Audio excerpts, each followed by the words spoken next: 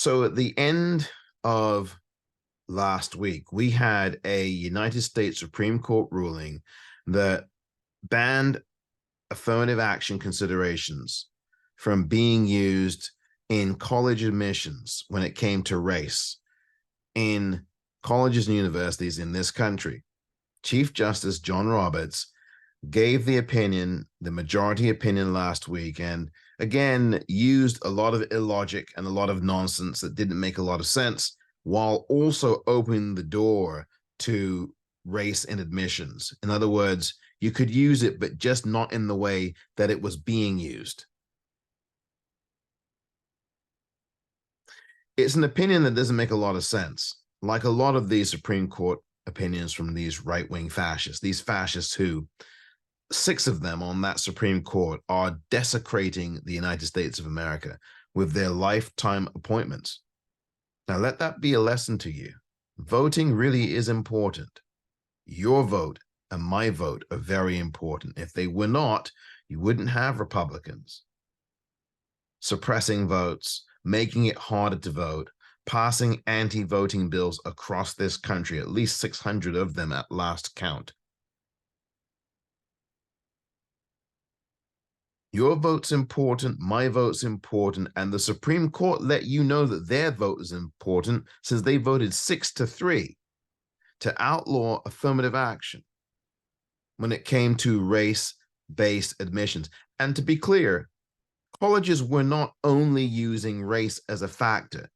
And that's the kind of nonsense that this majority opinion tries to play around with and pretend was what was going on in colleges. That was never going on in colleges. Never going on. Black students weren't being admitted based on their race alone. That's what the right wing would have you believe. It was never about one category that was the sole determinant. There were a number of factors, and race was just one of them. But the majority opinion last week tried to play games with you and I.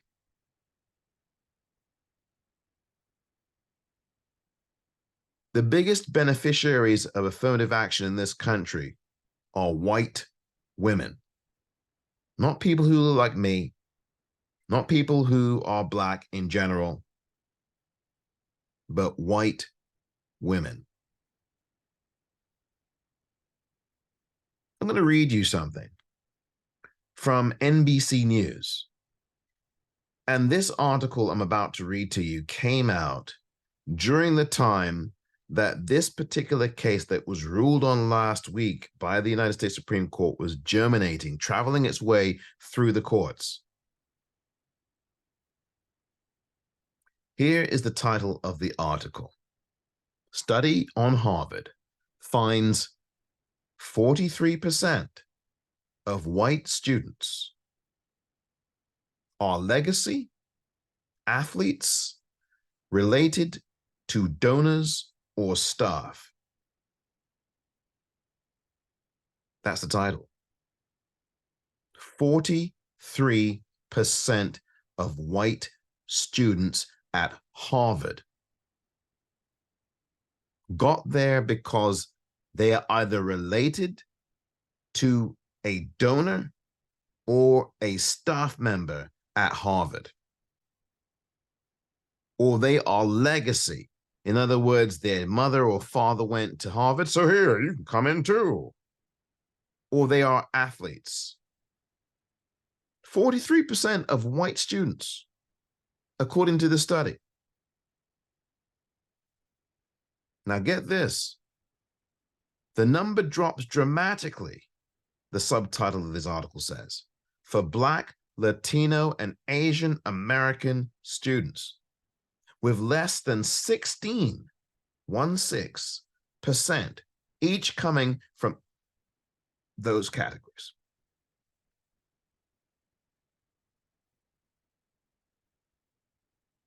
Less than 16%. So there are almost 3 times as many white students getting into Harvard based upon who they know, how much money was donated, whether they're related to a donor or a staff member or a legacy student. 3 times as many white students are getting into Harvard that way as are Black, Latino, or Asian students. You know what? Chief Justice Roberts, if you read his opinion, I'm still thumbing through it. He doesn't, and I've heard this from people who've read the whole thing, and I haven't seen it yet, and I haven't read the whole thing. He doesn't mention anything in his majority opinion about legacy students, i.e., white students who get in because their daddy donated a crap load of money to Harvard.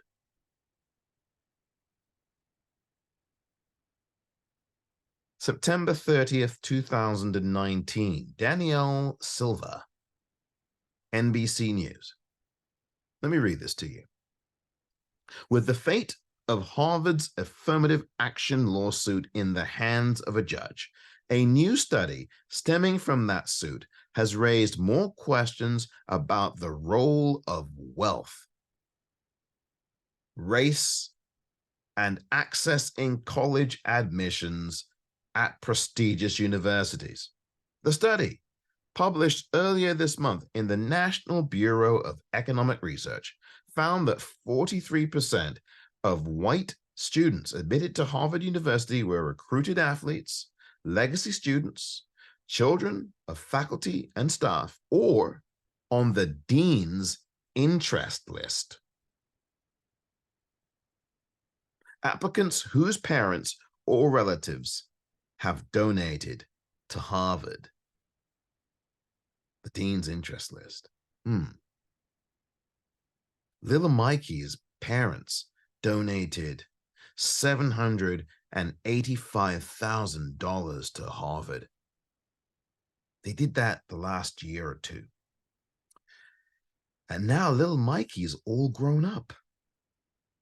And he wants to come to Harvard. Now, what am I going to do if I'm the dean of Harvard? And little Mikey's parents have donated nearly $1 million to the school I am the dean of. And they've done that over the last year or two. Am I going to turn little Mikey away? Basically telling his parents, F you? Or am I actually going to say to little Mikey, regardless of his grades, regardless of his experiences, regardless of whether he has any intelligence, am I going to say to him, come on in, Mikey, you're guaranteed a place here. I have no idea what I'm going to do. I'm just, all this money, I can't count how much money little Mikey's parents have given me. What am I to do?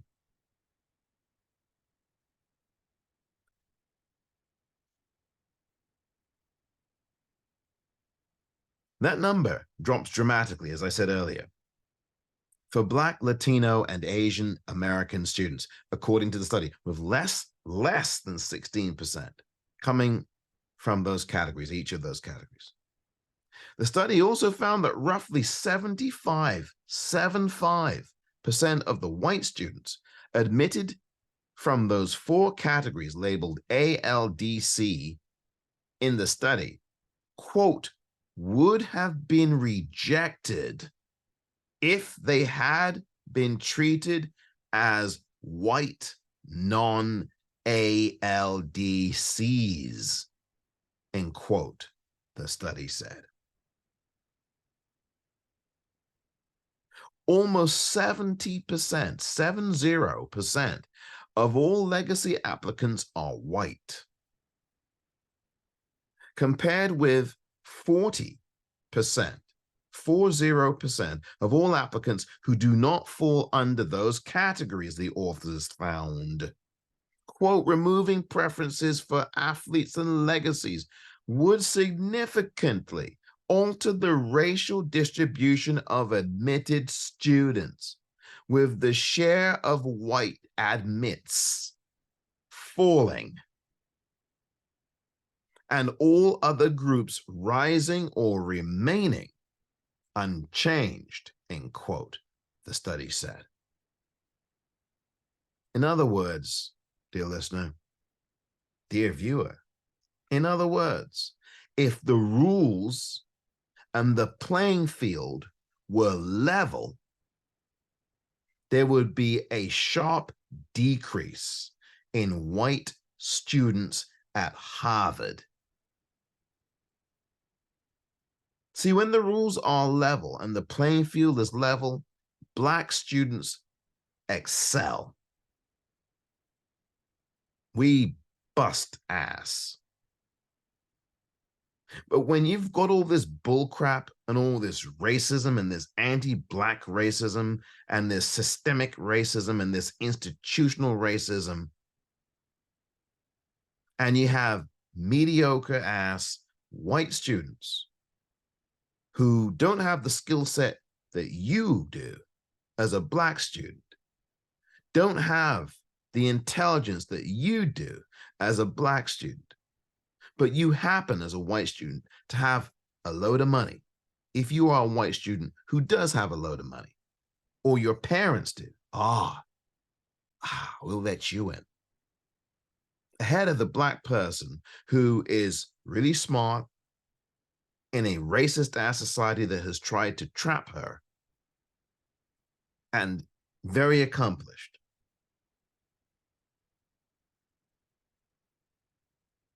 Harvard's acceptance rate for its class of 2023 was just 4.5%.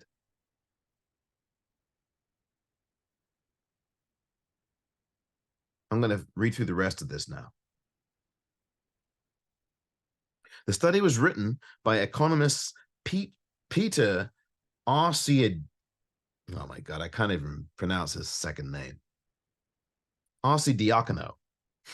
That's his name. Peter Arcidiacono, Josh Kinsler, and Tyler Ransom, and looked at data spanning from 2019 to 2014. That data was made available through a lawsuit alleging Harvard intentionally discriminates against Asian American applicants in its undergraduate admissions, and it does not. That's just garbage. And a few Asian American students allow themselves to be pimped for this racist ass white guy named, what's his name? Jeff Bloom, or whatever the hell his name is. The information provided in that lawsuit also showed how Harvard's preferences operate for other applicant groups, the study said. The questions the study asked were, quote, motivated by the ongoing public debate related to privilege and fairness and racial equity and higher education, in quote, the authors wrote. The study also found that a white applicant who did not fall under any of the privileged categories with a 10% chance of admission would see a 5-fold increase in the chances of admission if they were a legacy. A more than 7-fold increase if they had relatives who donated to Harvard, and a near certainty of being admitted if they were a recruited athlete. This is about wealth and connections. And the Supreme Court decision last week was totally about wealth and legacy. Oh, Harvard, by the way, did not immediately respond to a request for comment on the study. Again, this is a 2019 article I'm reading from. In April, Harvard said, again, this is 2019, 25.4% of its admitted class of 1,950 students were Asian American, up from 22.7% the year before. The new figure was the highest proportion of Asian American students that the university has admitted in the last decade. In 2017, minorities made up the majority of Harvard's freshman class of 2021 for the first time in its 380-year history. with 50.8% of its admitted students. So imagine if there wasn't any wealth or legacy considerations. You would have a Harvard student body that would probably be around 80% Black, brown, and Asian.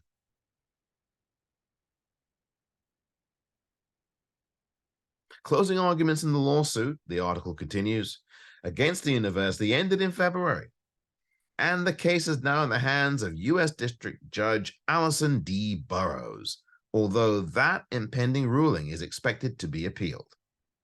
Harvard has said race is one, and I said this earlier, one of many factors used to consider applicants, and it can only help, not hurt, an applicant's chances.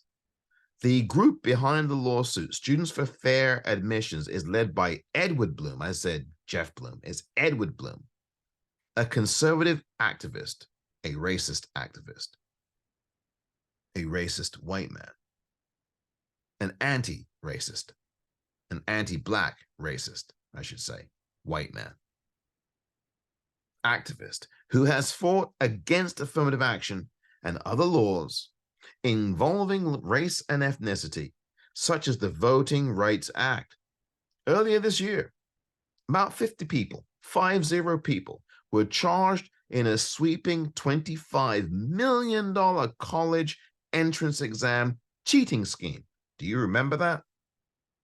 Now, this article is from 2019. We're now in 2023, dear listener, dear viewer, and you know what the story is here. This exposed how some affluent parents paid thousands of dollars to boost their children's chances of going to elite colleges through bribes.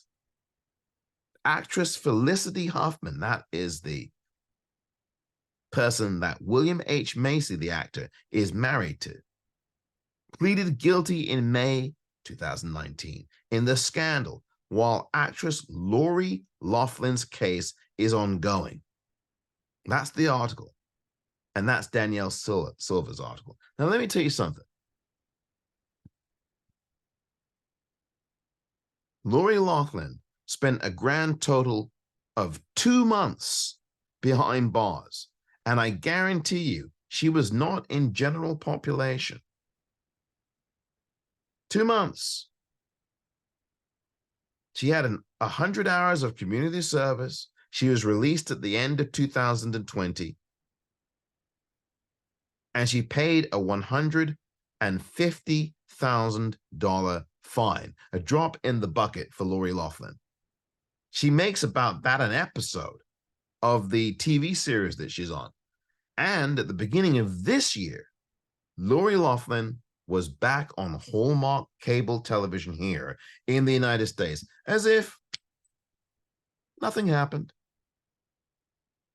Commit a crime, you're back on the air if you're white, and especially if you're white and privileged and rich, I should say. Well, if you're white, you are privileged, but especially if you're white and rich, back on the air. Oh, she suffered enough. Has she? If that was you or I who had tried to bribe a university, I guarantee you we wouldn't be out after just 2 months, and we wouldn't be in a country club jail either. No chance. Lori Loughlin. Hallmark quietly returns Lori Loughlin to TV. This is from Heavy.com. March the 24th, 2023. Stephanie Dubé DeWilson. Hallmark is returning Lori Loughlin. So it wasn't the beginning of this year, it was last year, to TV in a limited fashion. I'm not going to read the rest of the article, but you get the point. If you're white in this country, you have a passport to all kinds of bullcrap. And if you're white and rich, oh, the sky of bullcrap is truly the limit. Affirmative action? Don't talk to me about that. Talk to white women like Lori Loughlin. Talk to white women in general. And talk to white people at large.